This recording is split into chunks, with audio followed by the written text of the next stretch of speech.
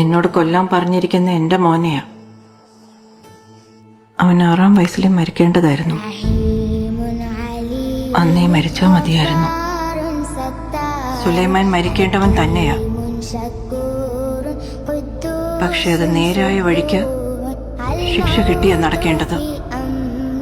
Ramada പള്ളിക്കാരവനെ കൊല്ലാൻ പാടില്ല. കാരണം അവൻ വളർത്തിയ മണ്ണില നീയൊക്കെ ജീവിക്കണേ.